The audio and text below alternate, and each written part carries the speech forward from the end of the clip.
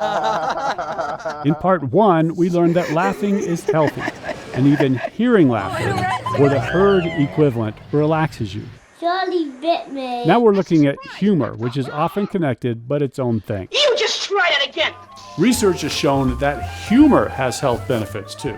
So if we check it out with his white lab coat and glasses and this stack of research that we did, must be legit.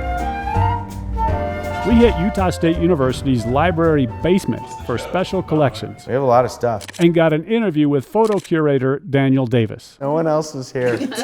They have old stuff like the skull of Utah's last grizzly, Old Ephraim, which they were sharing with the Smithsonian. But the last time we contacted them, they didn't know what we were talking about. So I think it's pretty much our bear skull now. Besides a bear skull, they also have the hand collection. Folklore tidbits UCLA dumped or donated to USU. Wrinkles at the outer corners of the eyes show that a person has a sense of humor. This is 1962. If you joke a great deal with a person, he will come to your bedroom and you'll pull your feet after he is dead.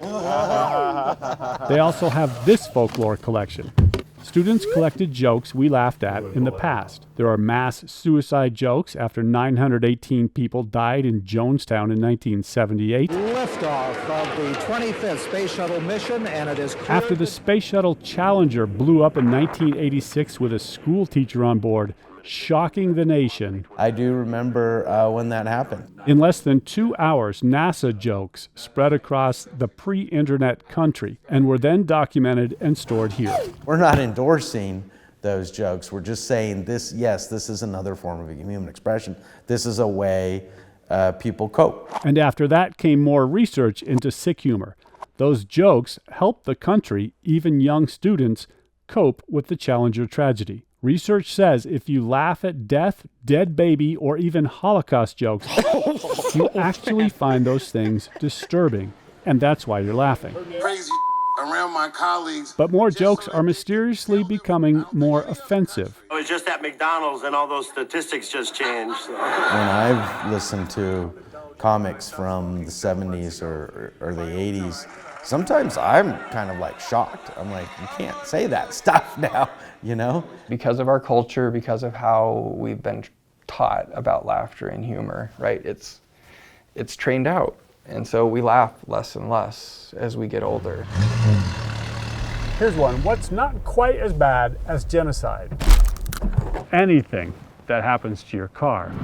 So why freak out about it? Stress is actually the #1 threat to public health these days because we're taking everything, right? Everything is just so tense and so stressful. The person who initiates it and is the one who loses their cool oftentimes ends up on the losing end. Before this road rager crashed and was arrested, he lost. Before this, he lost. This Jeep driver could have just had a laugh. Instead, they provided everyone else with one. What if, instead of raging, you laughed? Ha ha ha! Because that other driver did something as stupid as what you've done in the past. I can't always choose what's going to happen to me, but I can choose how I react to it. And when you feel anger coming on, go review part 1. Brian Champagne. Don't cancel me, please. Oxford Teen News, Utah.